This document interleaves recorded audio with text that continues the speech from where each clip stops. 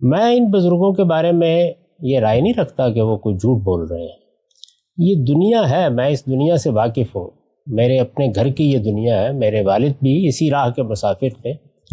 اس میں آپ ایک مرتبہ اس یقین کے ساتھ داخل ہو جائیں کہ یہ ہے، اور آپ کے اندر ایک خاص طرح کی نفسی صلاحیت موجود ہو، تو ارتکاز توجہ کی مشقیں تھوڑے ہی عرصے میں، جیسے کہ امام غزالی نے کہا ہے، آپ کو اس دنیا میں پہنچا دیتی۔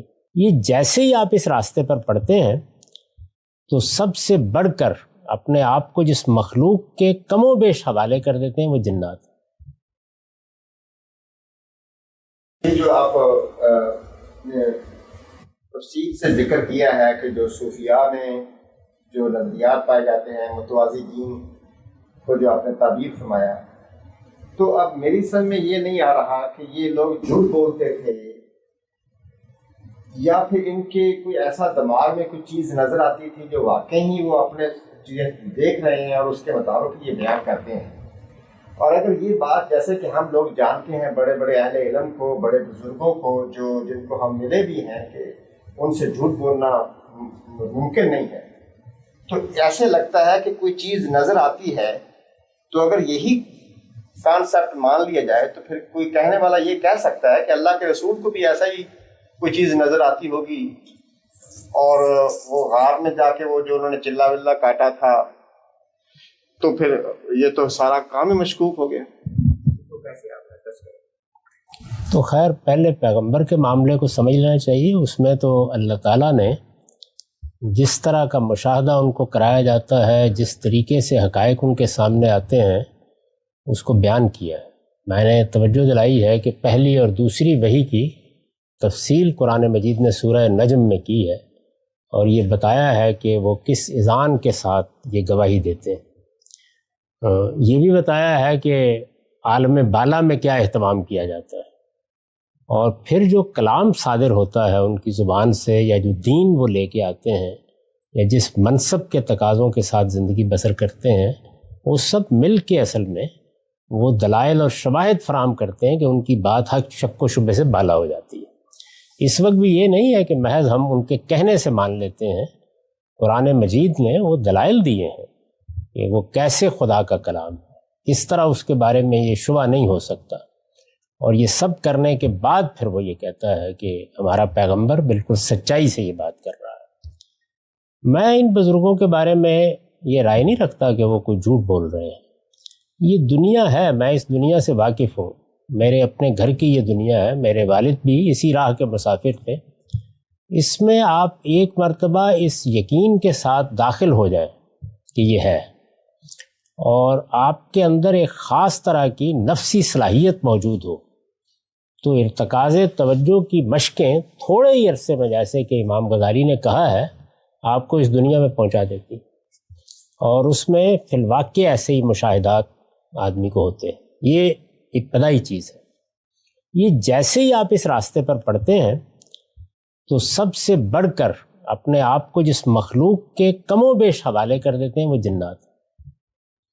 وہاں قرآن مجید نے بھی یہی کہا ہے کہ ہم نے سب سے بڑھ کر یہ اہتمام کیا کہ یہ کہیں در اندازی نہ کر دیں۔ اور پھر سورہ جن میں پوری تفصیل بیان کی ہے کہ یہ رجال من الجن اور رجال من الانس کے درمیان کیا ربط پیدا ہو جاتا ہے۔ وہ ہو جاتا ہے اور آدمی کو اس کا احساس نہیں ہوتا، وہ روپ دھار لیتے ہیں، وہ فرشتے بن جاتے ہیں، وہ پرانے بزرگ بن جاتے ہیں، وہ پیغمبر کا دربار آراستہ کر لیتے ہیں، تو یہ پھر اس کے بعد یہ کام شروع ہو جاتا ہے۔ اس سے یقین و ایذان بڑھتا چلا جاتا ہے، چونکہ آدمی کو اس کا ایک حاصل ملتا ہے اس کی دینی زندگی میں۔ وہ بالکل وہی ہوتا ہے کہ جیسے آپ نے دیکھا ہوگا، یہ ایک بری مثال ہے لیکن بات سمجھانے کے لیے ہے، کہ کسی شخص کو اگر آپ شراب کے نشے میں لے جائیں تو وہ بہت سے غموم ہموم سے بالا تر ہو جاتا ہے۔ تو اس میں بھی بالکل ایسی ہی کیفیت ہوتی ہے۔ اس سے آپ کی نماز میں، آپ کے تعلق باللہ میں، آپ کے دنیا کے ساتھ ایک زاہدانہ رویے میں غیر معمولی استحکام آ جاتا ہے۔ تو یہ چیزیں مل کر اس اذعان کو آخری درجے میں بڑھا دیتی ہے۔ میرے نزدیک اس کی نوعیت یہ ہے، اس وجہ سے میں بالکل یہ رائے نہیں رکھتا کہ وہ کوئی جھوٹ بول رہے ہوتے ہیں۔ اور اسی لیے یہ کہتا ہوں کہ جس وقت آدمی اول تو اس راہ پہ جانا نہیں چاہیے، کیونکہ راہ پہ جائیں گے آپ نہیں تو بالکل حفاظت میں ہے۔ جاتے ہی آپ کے ہاں وہ کمزوری یا وہ یعنی یوں سمجھ لیجئے کہ قبول کرنے کی استعداد پیدا ہو جاتی ہے، جس کے بعد در اندازی کا موقع ملنا شروع ہو جاتا ہے۔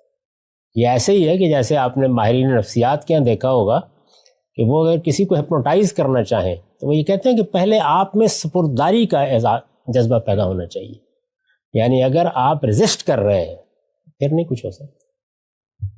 تو یہ ہوتا ہے جب بس پھر وہ معافی دنیا وجود میں آ جاتی۔ اسی سے ایک متعلقہ چھوٹا سا سوال ہے کہ اگر ہم یہ مان جائیں کہ بھئی جیسے ہی لوگ اس راہ پہ نکلتے ہیں تو وہ کم و بیش اپنے آپ کو شیطانوں کے جنوں کے حوالے کر دیتے ہیں، تو وہ جو فیوچر میں بتائی گئی خبریں ہیں بعض اوقات مینو ان سچ نکلتی ہیں، اور ایسے بے شمار لوگ ہیں، ایمسٹرڈام بھی ہے اور ہمارے بھی ولی کر کے ایک اور تھے، تو ایسی انہوں نے باتیں لوگ کیسے نکال لیتے ہیں کہ جو ایگزیکٹلی سچ ہوتی ہیں، اور پھر جو ہے جب آدمی ان کے مجلس میں بیٹھتا ہے تو they can also feel difference in their life. وہ ارتکاز توجہ کا جو عمل ہے وہ بہت سی صلاحیتیں پیدا کر دیتا ہے۔ پھر یہ کہ ان میں سے زیادہ تر لوگ پیدائشی طور پر وہ صلاحیتیں لے کے آتے ہیں۔ جیسے آپ یہ دیکھتے ہیں نا کہ ایک آدمی میں پیدائشی علم کی صلاحیت ہے، سائنسی علوم میں کمال پیدا کرنے کی صلاحیت ہے۔ بعض لوگ میں نے دیکھا ہے کہ بچپن ہی میں ایسے ریاضی کے ماہر ہوتے ہیں، ہم جیسے لوگ تو بعض اوقات 2 اور 2 4 کو بھی جمع کرنے کی۔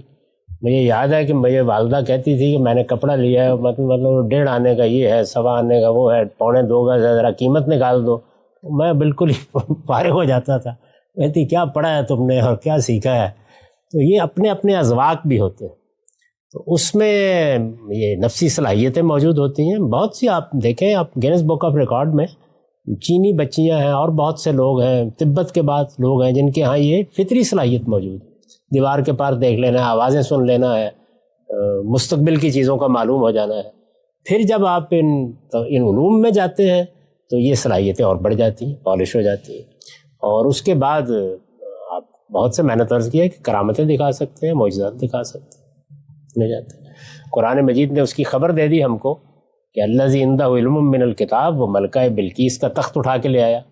تو اب ملکہ بلقیس کا تخت اٹھا کے لے آنا تو جو کمال ہے اس کا تو ابھی ظہور نہیں ہوا ہے ان حضرات سے، وہاں تک نوبت پہنچ سکتی۔ تو یہ دنیا ایسی ہے، اور میرے نزدیک اس کے اندر جیسی کشش ہے، جس طرح کے اس کے مقدمات ہیں، جتنے غیر معمولی ذہین لوگ اس میں ہیں، اور وہ جس طرح سے اپنے اس مقدمے کو بیان کرتے ہیں، یہ صرف اللہ کی کتاب ہے جو آپ کو وہاں سے نکال سکتی ہے، اور کوئی دنیا کی چیز نہیں۔ صاحب، اگر میں دیکھتا ہوں، قرآن کو پڑھتا ہوں، سنت کو دیکھتا ہوں، تو ایک جو بتایا جاتا ہے جو ہے، اور دوسری طرف جیسے آپ نے کہا کہ شاہ اسماعیل شہید کی انہوں نے کہ یہ ولی ہوتے ہیں، یہ ولی، تو پھر اتنی 90% جو ہماری انڈیا پاکستان کی ہے، وہ کیسے انہوں نے یہ یقین کر لیا کہ یہ پیرالل مذہب نہیں ہے؟ مجھے یعنی کہ اگر میں دیکھتا ہوں تو دونوں مجھے الگ الگ نظر آتے ہیں، تو پھر اتنی زیادہ فالوئنگ نہیں۔ دیکھیے اس کا جواب دیتے ہیں، وہ جوابات جو ہے وہ میں نے اس میں نقل کر دیے ہیں، اگر آپ اس میں دیکھیں تو آخر میں نے بتایا ہے کہ وہ اس سوال کو کیسے ایڈریس کرتے ہیں۔ وہ کہتے ہیں کہ یہ بھی اصل میں دین ہی کا ایک فیض ہے، لیکن محمد الرسول اللہ صلی اللہ علیہ وسلم سے یہ فیض قرآن اور حدیث کے ذریعے سے منتقل نہیں ہوا۔ تو شاہ ولی اللہ اس کی مثال دے کے بتاتے ہیں کہ یہ بالکل ایسے ہی ہے کہ جیسے آفتاب سے کھیت میں پڑا ہوا خربوزہ حدت اور حرارت اور زندگی حاصل کرتا ہے، لیکن نہ خربوزے کو پتہ ہوتا ہے کہ وہ لے رہا ہے اور نہ آفتاب کو پتہ ہوتا ہے۔ یہ مثال دی ہے انہوں نے، بتایا ہے ایسے ہوتا ہے، یعنی یہ علم کی ایک دوسری دنیا ہے۔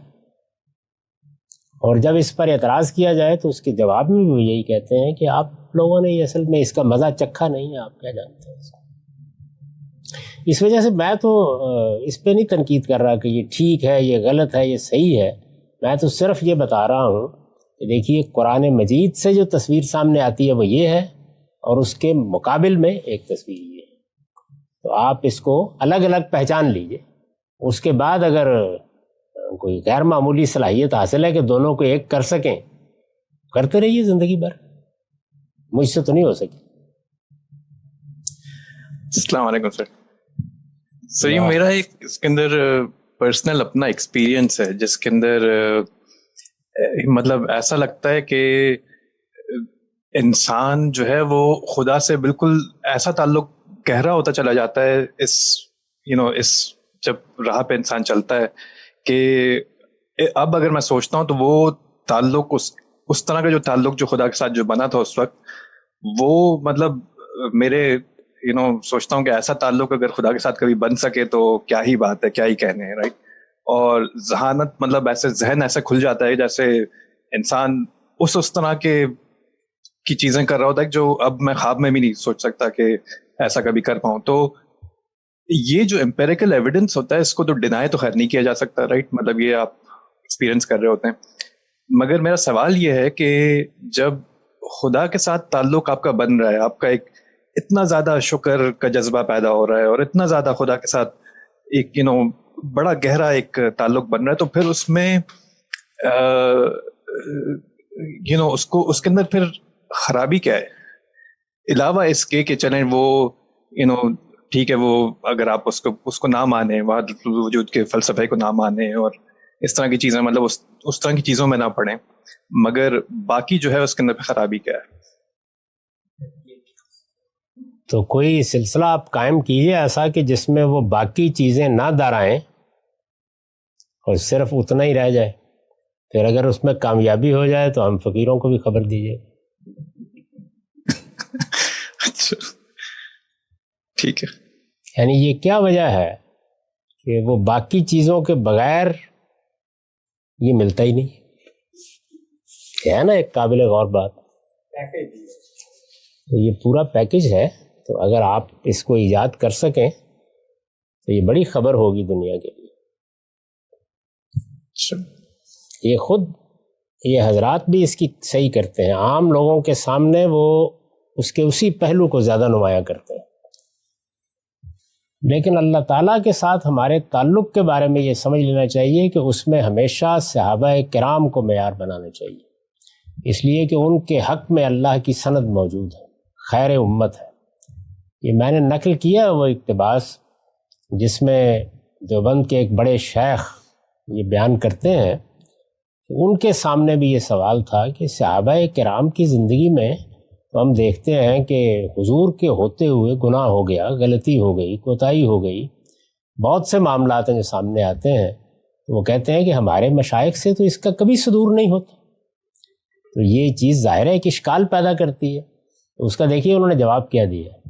انہوں نے جواب یہ دیا ہے کہ نہیں، ان سے بھی کچھ نہیں ہوتا تھا، لیکن چونکہ دین کو مکمل کرنا تھا تو اس لیے جنہوں نے وہاں گناہ کیے یا جن صحابہ کرام سے کوئی بڑی غلطی ہوئی یا کوتاہی ہوئی، وہ اصل میں انہوں نے دین کی تکمیل کے لیے جس طرح سے کوئی آدمی اپنے آپ کو کسی دوا کے لیے پیش کرتا ہے کہ مجھ پہ تجربہ کر لیں، تو اپنے آپ کو پیش کیا اور پھر یہ مصرع نقل کیا ہے کہ گویا اپنے آپ کو پیش کر کے خدا سے کہا کہ تو مشق ناز کر خون دو عالم میری گردن پر.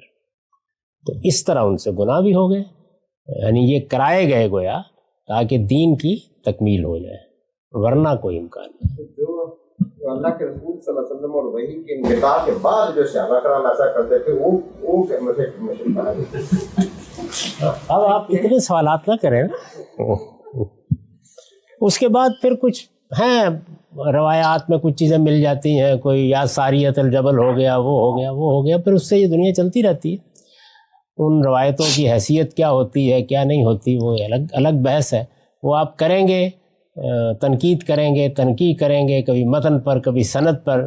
اس کو بھی وہ کوئی اچھا کام نہیں سمجھتے. ان کا خیال ہے کہ اس طرح سے ایک بڑی چیز سے محروم کیا جا رہا ہے لوگوں کو. میرے نزدیک یہ ٹھیک ہے بالکل کہ ارتکاز توجہ کی جو مشقیں ہیں آدمی اگر وہ کرے اور شیخ کے ساتھ ایک خاص طرح کا تعلق پیدا کر لے تو جس کیفیت کو ہمارے بھائی نے بیان کیا وہ ہو جاتی ہے. ایسا ہی ہے بالکل. یہ آپ کو معلوم ہوگا وہ ڈاکٹر جواد ہاشمی ایک کورس کروا رہے ہیں، اس میں انہوں نے یہ صوفی سوچ کو بلکہ صوفیاء کو دو کیٹیگریز میں تقسیم کیا ہے. ایک کو وہ سوبر صوفی کہتے ہیں، ایک کو وہ ہائے صوفی کہتے ہیں. تو جیسے میں کئی ایسے لوگوں کو جانتا ہوں، خود میرے دوست رہ چکے ہیں جو کہ کئی عالم گھوم کے آ چکے ہیں کئی موقعوں پہ. اس میں صوفیزم کوئی تعلق نہیں ہے، لیکن وہی مختلف قسم کی ادویات کا اشیاء کا استعمال کر کے آپ کا ذہن ان چیزوں کو دیکھ لیتا ہے جو کہ بظاہر آپ نہیں دیکھ سکتے. تو اس میں کس حد تک اس کی پاسبلٹی ہے کہ یہ جو عالم بیان کی جاتے ہیں، یہ جو ایکسپیرینس بیان کیے جاتے ہیں، یہ اس میں کسی ادویات کا ہاتھ ہو یا کسی ایسی اشیاء کا ہاتھ ہو استعمال، جن کے استعمال سے آپ کی ذہنی کیفیت بدل جاتی ہے. کیونکہ ہم جانتے ہیں بہت سی ایسی چیزیں عام جڑی بوٹیوں میں، مشرومز میں، ان چیزوں میں عام پائی جاتی ہیں. بھی آپ تو ڈاکٹر ہیں، آپ کے علم میں ہے کہ ایسی بہت سی دوائیں ہیں جن سے یہی دنیا پیدا ہو جاتی ہے. ہمارے ڈاکٹر محمد فاروق خان صاحب کا ان کی شہادت سے کچھ برس پہلے ایک بڑا غیر معمولی حادثہ ہوا تھا، اور اس میں ان کو بڑی تکلیف پہنچی. ان کے جگر کٹ گیا، ان کی پسلیاں ٹوٹ گئیں، ان کی گردوں کو نقصان پہنچا، لیکن اللہ نے ان کو بچا لیا. وہ ہسپتال میں رہے. اس ہسپتال میں ان کو اسی طرح کے تجربات ہوئے، بلکہ اس میں میں ابھی نہیں گیا تھا، لیکن میں ان سے ملا. میں نہیں گیا تھا ابھی، میں ان سے ملا، اور وہاں اسپتال میں ان کے اور میرے درمیان بڑے اہم معاملات پہ گفتگو ہوئی. تو انہوں نے جب اپنے ڈاکٹروں کو کہا تو وہ ہنسے، اور انہوں نے کہا کہ اس سے بھی زیادہ کچھ ہو سکتا ہے، یہ فلاں فلاں دعائیں ہیں جن سے. اور ڈاکٹر صاحب بعد میں بھی کہتے، وہ خود ڈاکٹر تھے، تو بعد میں بھی کہتے تھے کہ مجھے ادنا درجے کا بھی کوئی شبہ نہیں تھا کہ یہ میں بیداری میں آپ سے بات نہیں کر رہا، بلکہ وہ پوری ملاقات کی روداد انہوں نے دہرائی اور بتایا کہ لباس یہ پہنا ہوا تھا، یہ صورت تھی، آئے ایسے تھے. میں نہیں گیا تھا اس وقت، یعنی اس کے میں کچھ دنوں کے بعد گیا ہوں، تو اس وقت مجھے انہوں نے یہ واقعہ سنایا. تو یہ دوائیں بھی ہیں. جو یہ دوائیں اثر کرتی ہیں نا، اصل میں نفسی علوم میں اسی نوعیت کی ایک باطنی دنیا، وہ غلط نہیں کہتے کہ یہ اصل میں سیر باطن ہے. ہمارے اندر ایک دنیا ہے، یہی دنیا ہے جو ہر عام آدمی کو خواب میں نظر آتی ہے. یعنی خواب میں یہی چیزیں تمثیل کے پیرائے میں ڈھلتی چلی جاتی ہیں، اور وہی چیزیں اگر آپ وہ خاص مشقیں کریں، ارتکاز توجہ میں جائیں، جیسے ہی آپ جاتے ہیں تو ایک طرف وہ قوت بہت بڑھ جاتی ہے، اور دوسری جانب یہی ارتکاز آپ کو کوئی منزل سامنے رکھ لیں. تو اگر آپ مسلمان ہیں، خدا سے تعلق ہے، قرآن سے تعلق ہے، نماز سے تعلق ہے، تو اس میں رسوخ پیدا ہو جائے. کوئی اور رکھ لیں تو اس میں ہو جائے. بعض موقعوں کے اوپر لوگ ایک دوسری منزل سامنے رکھ لیتے ہیں، وہ عشق ہے، اس میں ایسا رسوخ پیدا ہوتا ہے. میں نے سنایا یہ قصہ کہ میرے ایک شاگرد ہیں، عالم ہیں، مسجد میں امام خطیب تھے، تو آئے میرے پاس اور آ کے مجھ سے کہنے لگے کہ میں اب اجازت لیے بغیر تو نہیں کروں گا یہ کام، پہلے تو میں کر لیتا تھا، لیکن ہمسائے میں ایک لڑکی ہے اور بس. تو میں نے کہا تمہارے تو اتنے بچے ہیں، یہ کیا کرنے جا رہے ہو تم؟ تو کہنے لگے کہ نہیں، وہ اب دیکھیں نیکی اور خیر ہی کرنے جا رہا ہوں. میں نے کہا تمہیں پٹائی ہوگی تمہاری. وہ کہا نہیں، آپ اجازت دیں اور دیکھیں کہ کیا ہوتا ہے. بس 2 دن تعویذ کرنا ہے، اس کے بعد وہ خود آ کے دے جائے گی رشتہ. تیسرے چوتھے دن مجھے اطلاع ملی کہ ولیمہ ہو رہا ہے. جاوید صاحب، یہ جو ہم بات کرتے ہیں ان کے وداؤٹ ڈیو ریسپیکٹ ٹو یہ جو اسکول آف تھاٹ ہے، آپ اس چیز کو کس طرح دیکھتے ہیں کہ یہ لوگ سیکریٹیو کیوں ہیں؟ مطلب وہ اگر چیز ان کو سمجھ آئی ہے، اگر یہ اس چیز کو جیسے بھی کوئی بھی میتھڈالوجی ہوتی ہے، کوئی بھی سوچ ہوتی ہے، وہ ڈنکے کی چوٹ پر آ کے کہتے ہیں کہ یہ چیز ہے، تو یہ اتنے سیکریٹیو کیوں ہوتے ہیں؟ ایسے ہی کہتے ہیں. یہ میں آپ کو جو بتا رہا ہوں یہ سب کچھ اکابر کتابوں میں موجود ہے. یعنی آپ مثلا قوت القلوب کا مطالعہ کریں، آپ غزالی کی احیاء کا مطالعہ کریں، آپ کتاب النما کا مطالعہ کریں، آپ کشف المحجوب کو پڑھیں، اسی طرح سے پھر شاہ ولی اللہ کی جو صوفیانہ کتابیں ہیں ان کا مطالعہ کریں، شاہ اسماعیل کی اس کتاب کو دیکھیں. یہ تو بڑی غیر معمولی کتاب ہے. یعنی اس کے اندر اصل میں یہ کہتے ہیں نا اولین و آخرین کا علم، وہ بہت ہی اعلیٰ طریقے سے بیان کر دیا. شیخ احمد سجدی کے مکتوبات. جاوید صاحب، حکمت کے لحاظ سے ہو سکتا ہے یہ کہنا ٹھیک نہ ہو، لیکن حقیقت کے لحاظ سے تو یہ کفر ہی ہوا ہے۔ کیا ہوا؟ لگتا ہے آپ میں کوئی ہے روح مولوی، یعنی تسلی نہیں ہوتی جب تک کہ فتویٰ نہ لگا لیں۔ نہیں، فتوے کی بات نہیں ہے، میں اس لیے کہہ رہا ہوں کہ انہوں نے پوری امت کے بہت بڑے حصے کو اس سے متاثر ہے، اور اس سے جو خرابیاں پیدا ہوئی ہیں کہ اس کی کوئی کانٹ کاؤنٹ ہے۔ ہاں، لیکن میرا نقطہ نظر یہ ہے کہ صدیوں کے تجربے کے بعد میں اسی نتیجے پر پہنچا ہوں، آپ صرف دین کے اصل حقائق اللہ کی کتاب کے ذریعے سے اس کے اصل استدلال کے ساتھ کھولتے چلے جائیں، اور مقابل کی چیزیں جیسے میں نے آج بیان کیا ان کو بے کم و کاست سامنے رکھتے جائیں، یعنی بجائے اس کے کہ آپ کوئی فتویٰ لگائیں، کوئی تردید کریں یا کچھ اس طرح کی بات کریں، آپ اس پورے استدلال کو بھی سامنے رکھ دیں۔ یہ کام جو ہے یہ اگر آپ کریں گے تو اس میں خود بخود لوگوں کے ذہن کھلیں گے، لیکن جس وقت کچھ مناظرانہ اور کچھ فتوے بازی کا انداز اختیار کر لیا جاتا ہے تو اس سے چیزیں صحیح نہیں ہوتی۔ اور نہیں، یہ بات صحیح ہے، بالکل صحیح۔ اس لیے دیکھ لیے میں اس پورے مضمون میں کوئی تبصرہ نہیں کیا، ایک برسوں سے چھپا ہوا ہے، کبھی کوئی آدمی نہیں کہہ سکا کہ اس میں نے کسی فرد پر یا کسی چیز کے اوپر کوئی حکم لگا دیا، بس بیان کر دیے یہ دین ہے۔ اب بھی میں یہی بات کر رہا ہوں کہ یہ قرآن ہے، یہ قرآن مجید میں پیغمبری کا منصب ہے، یہ رسالت مآب صلی اللہ علیہ وسلم کے ارشادات ہیں، اور یہ وہ مناسب مقامات ہیں جو قرآن بیان کرتا ہے، یہ وہاں کی تصویر ہے، یہ یہاں کی تصویر، آپ خود فیصلہ کر۔ میں تو ویسے اپنے لیے پوچھ رہا تھا، بہت شکریہ۔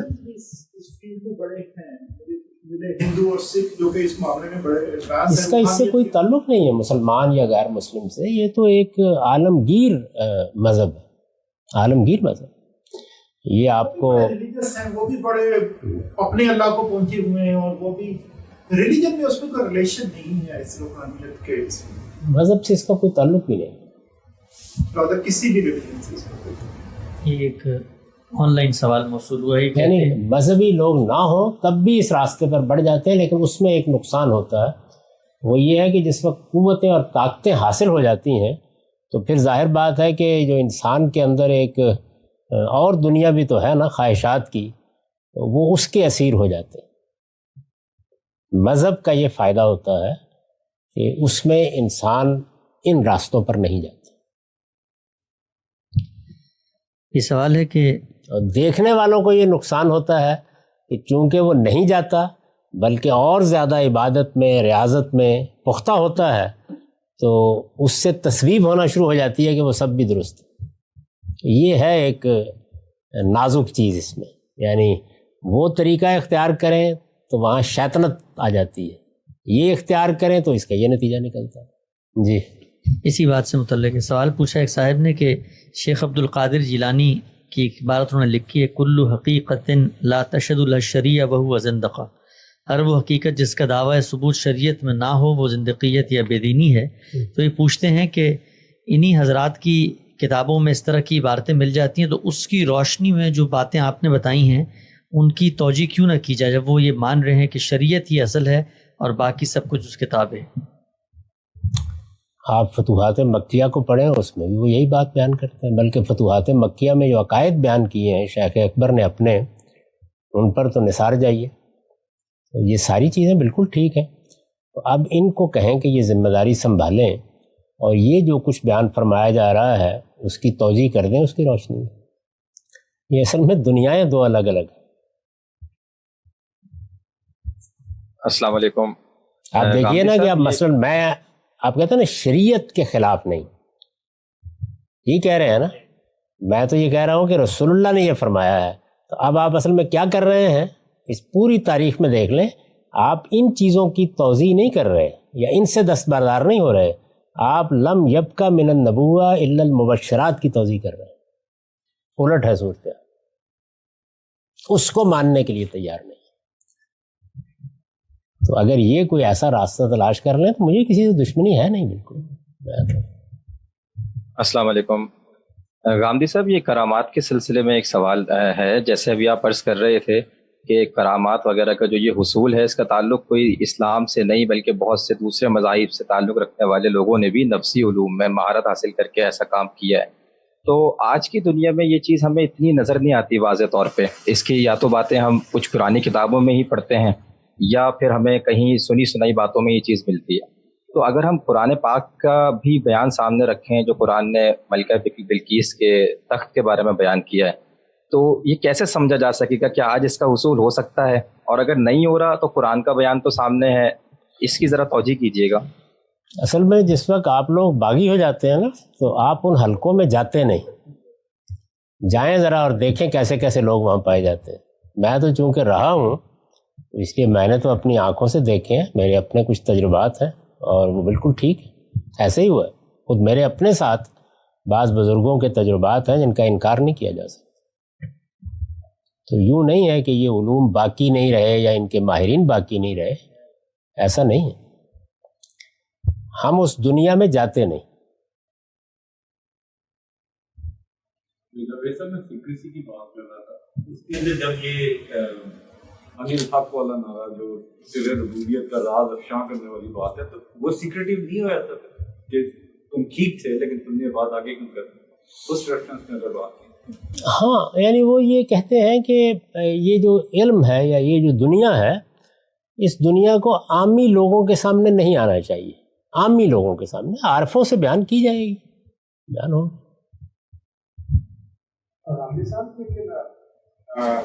امام غزالی جیسا آدمی کہتا ہے کہ سر ربوبیت ہے، اس کا افشا کفر ہے. جب قرآن اور سنت میں جب بھی ہم دیکھتے ہیں تو کہیں بھی نہیں کہ آپ نے اللہ کو حاصل کرنا ہے، صرف یہ ہے کہ آپ نے اچھے کام کرنے ہیں، آخرت میں یہ ہوگا یہ ہوگا. تو پھر ایک طرف قرآن اور سنت اور احادیث اس طرف پڑھی ہے کہ آپ نے اللہ کے پیغمبر کو فالو کرنا ہے اور آپ کو آخرت میں یہ ملے.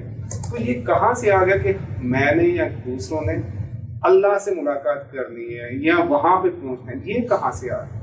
بہت برتر ذہانت کے جو لوگ ہیں ان کے اندر یہ داعیہ بڑی شدت سے پیدا ہو جاتا ہے. یعنی اگر اللہ کی کتاب یہ حدود نہ متعین کرتی تو میں اپنی طبیعت کے لحاظ سے اسی دنیا کا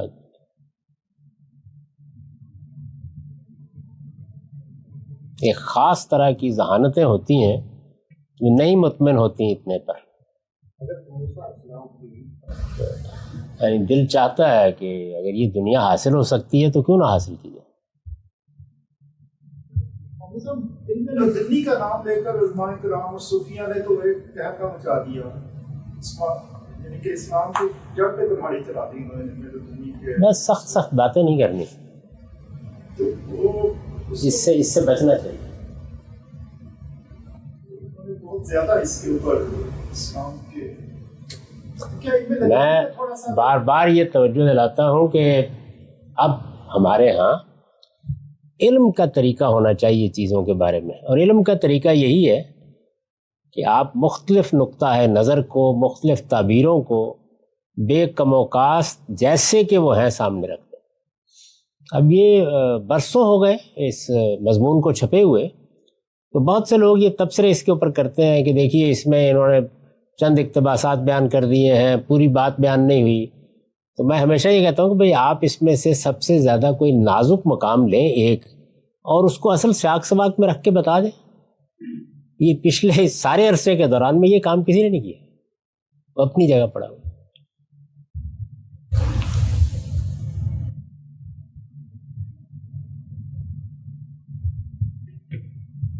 اس میں کشش بہت ہے، بہت کشش. تصوف اور زہد کو کوئی ایسی ڈیفائن لائن ہونی چاہیے کہ آدمی سمجھے کہ یہ زہد ہے اور یہاں سے تصوف شروع ہو جاتا ہے. تو کیونکہ زہدی کے لفظ کو دیکھ لیں کہ یہ قرآن مجید بالکل خالی ہے، اس ایک ہی جگہ یہ لفظ استعمال ہوا ہے اور وہاں پر حضرت یوسف کو بیچنے والوں کے لیے استعمال ہوا ہے. یعنی یہ بھی کوئی تعبیر نہیں، کوئی اصطلاح نہیں ہے. بعض روایتوں کے اندر آپ کو مل جائے گا، لیکن یہ قرآن مجید بالکل خالی ہے اس سے. یعنی یہاں پر اس نے اعلیٰ ترین مراتب بھی بیان کیے ہیں، ان المسلمین والمسلمات فلاں اور فلاں، وہاں بھی زاہدین والزاہدات کوئی چیز نہیں، بلکہ جو زینتوں پر گفتگو کی ہے سورہ اعراف میں وہ بالکل ہی دوسری تصویر دیتی ہے۔ سورہ بنی اسرائیل میں جو خرچ اخراجات کے بارے میں تصور پیش کیا وہ بھی اس سے بالکل مختلف ہے، تو یہ تعبیر بھی صحیح نہیں ہے، یعنی اسی وجہ سے قرآن اس کو اختیار نہیں کرتا۔ قرآن مجید جو ہمیں تصور دیتا ہے اس میں اگر آپ اس کا کوئی مقام رکھنا بھی چاہتے ہیں تو زیادہ کیا ہوگا، بھئی آپ آخرت کو اپنی اصل منزل بنائیں اور دنیا کے ساتھ وہ تعلق نہ رکھیں جو کہ اس میں غلطان ہو جانے والوں کا۔ باقی دنیا کو برتنا، دنیا کے اندر اپنی صلاحیتوں کا بھرپور اظہار کرنا، جو خدا نے آپ کے لیے امتحان گاہ بنائی ہے اس میں جو کچھ قوت آپ کے ساتھ ہے اس کے ساتھ شریک ہونا، قرآن مجید سے یہی بات سمجھ میں آتی ہے۔ یعنی یوں نہیں ہے کہ آپ اس میں دنیا کو چھوڑ دیں گے، تو زہد کی بھی کچھ اچھی تعریف کر لینی چاہیے تاکہ وہ کہیں قرآن مجید کے نظام میں بیٹھ سکے، ورنہ مشکل ہے۔ حسن بصری کے بارے میں تو یہی لکھتے ہیں کہ بھی زاہدین کے بعد تابعین میں تھے تو زہد کا انہوں نے شروع کیا، سمتھنگ لائک دیٹ۔ تو یہ ابتدا یہیں سے ہوئی ہے، یعنی انسان کے اندر غیر دنیا ہے، دنیا میں لوگ غلطان ہو گئے، رسول اللہ صلی اللہ علیہ وسلم کے بعد سیاست بازی، جنگیں، تو اس طرح کی جو صورتحال ہے اس میں شروع میں اس جانب وہی لوگ آئے کہ جو اس سے بیزار تھے اور بڑی نیک نیتی اور اخلاص کے ساتھ یہ سمجھتے تھے کہ اس دنیا میں پڑھ کے حاصل کیا ہوا ہے ہمیں، تو انہوں نے یہ کوشش کی کہ وہ ایک ایسی زندگی بسر کریں جس میں دنیا کی آلائش کم سے کم ہو۔ شروع میں کوئی ایسی بڑی قابل اعتراض چیز بھی نہیں تھی، زیادہ سے زیادہ ایک رجحان طبیعت آپ کہہ سکتے ہیں، آگے بڑھ کے تو فلسفہ بننا شروع ہو گیا۔ اور انٹرسٹنگ یہ ہے کہ جاوید صاحب یہ قرآن جی سے اس کو ایکسٹریکٹ کرتے ہی مطلب اس کے علاوہ جا نہیں سکے، یہ جو آپ نے بھی باتیں بتائی وہ مجبوری ہے نا۔ لیکن یہ ہے کہ دیکھیے میں نے تو قرآن مجید میں آپ میری تفسیر دیکھیں، اس میں ان مقامات کے اوپر بڑے تفصیلی نوٹ لکھ دیے ہیں۔ قرآن بالکل قبول ہی نہیں کرتا، اس رجحان ہی کو قبول نہیں کرتا، اس کو بھی قبول کرنے کے لیے تیار نہیں ہے۔ یعنی وہ یہی چاہتا ہے کہ دنیا سے آپ اس لحاظ سے بے رغبت ہوں کہ یہ کبھی آپ کو اسیر نہ کر سکے، کبھی حق و باطل کا معیار نہ بن سکے، کبھی آپ کو خدا کی نافرمانی کی طرف نہ لے جا سکے، کبھی اعلیٰ مراتب کے راستے میں رکاوٹ نہ بن سکے۔ اس پہلو سے ضرور کرتا ہے بات، لیکن دنیا کی زینتوں کے بارے میں تو یہ کہتا ہے کہ یہ زینتیں پیدا ہی میں نے اہل ایمان کے لیے کی، کون ہے جو اس کو حرام قرار دیتا ہے؟ تو ظاہر ہے کہ جب زینتوں کے بارے میں آپ کا تصور بدل جائے گا اور اس طرح انفقوا لم یسرفوا ولم یقتروا وکان بین ذالک کے وہاں پر آ جائیں گے تو وہ دنیا بن نہیں سکتی پھر اس کے نتیجے، یعنی آئیڈیل دنیا جو اللہ تعالیٰ پیش کر رہے ہیں اس سے بڑی مختلف ہے۔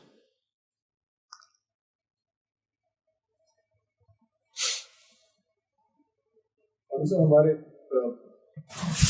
بہت سے علماء جو ہیں وہ جن چیزوں پہ حرمت کے فتوے لگاتے ہیں اس کی ایک بنیاد یہ ہوتی ہے کہ یہ چیز آپ کو خدا کی سوچ سے اور ذکر سے دور لے جاتی ہے، جیسے میوزک ہو گیا اور اس طرح سے بہت سی چیزیں ہیں۔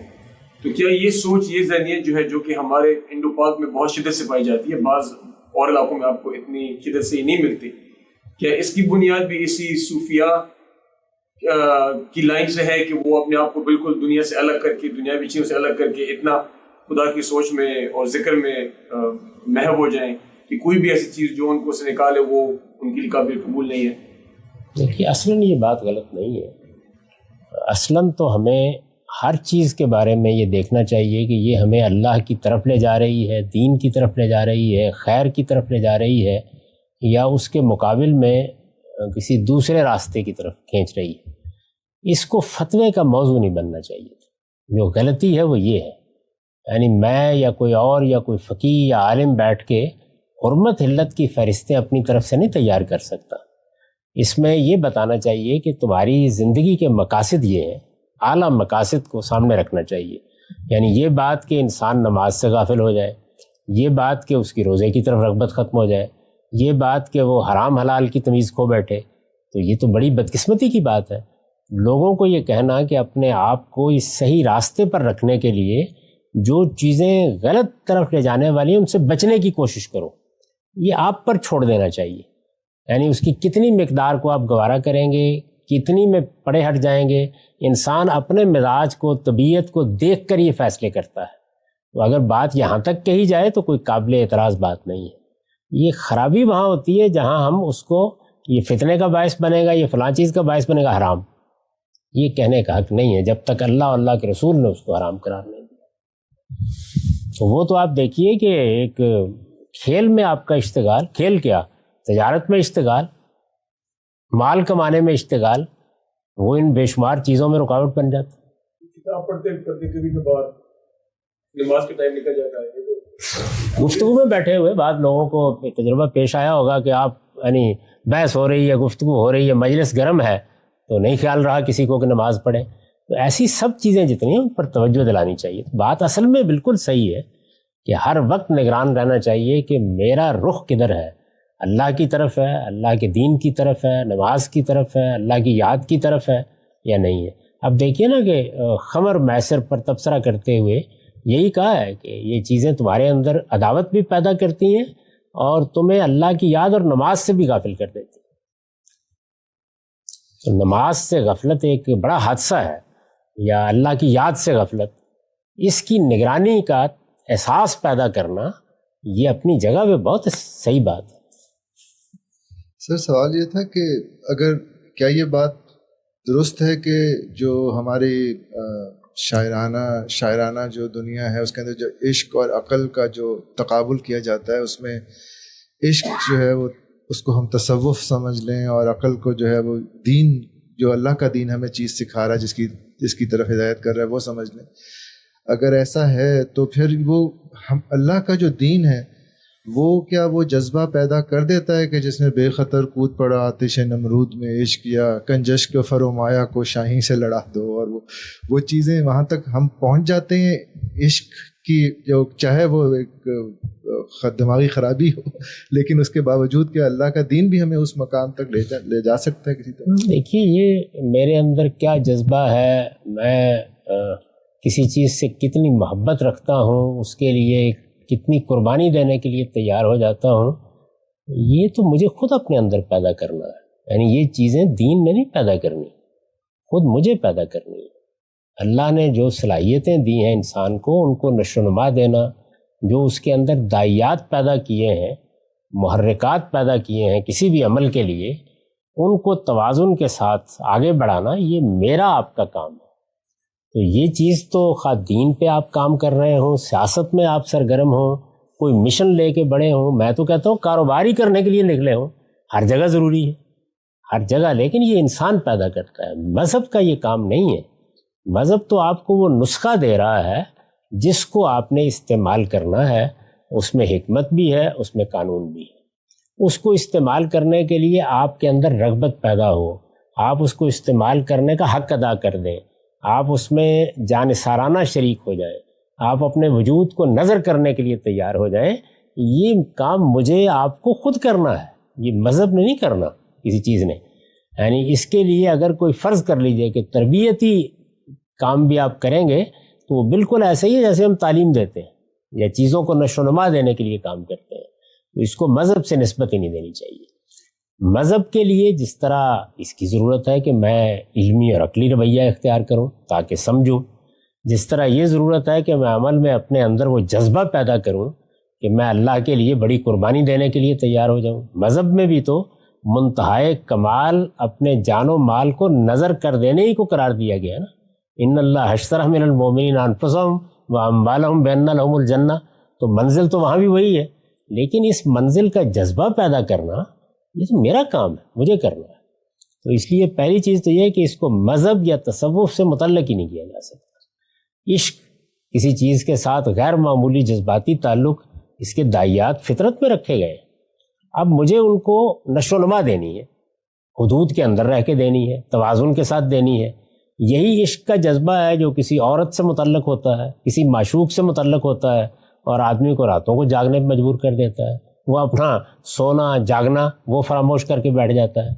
تو یہاں پر کیا یعنی کیا چیز ہے، ایک محرک پیدا ہوا ہے اور وہ جذبہ غیر معمولی ہو گیا. تو اسی جذبے کو آپ شاعری میں بھی استعمال کرتے ہیں، اس کی بنیاد پر آپ بہت سے دوسرے غیر معمولی کام بھی کرتے ہیں. تو اقبال نے اگر آپ انہی کی مثال دے رہے ہیں تو اس کو کئی مفاہیم میں استعمال کیا ہے. یعنی ان کے ہاں یہ عشق اس مفہوم میں بھی ہے جس میں اہل تصوف استعمال کرتے ہیں، اور اس سے آگے بڑھ کر پھر اس جذبے کے لیے، اس حدت کے لیے بھی استعمال ہوا ہے کہ جس میں انسان اپنے پیش نظر آدرشوں کے لیے بڑی سے بڑی قربانی دینے کے لیے تیار ہو جاتا ہے. تو یہ سارے مفاہیم میں انہوں نے استعمال کیا، لیکن یہ بنیادی بات سمجھ لینی چاہیے کہ یہ اصل میں انسانی خصائص ہے. جیسے مذہب مجھے نہیں بتائے گا کہ تم نے اپنی علمی صلاحیتوں کو نشو و نما کیسے دینی، یہ مذہب کا موضوع ہی نہیں، یہ دنیا ہی اور ہے.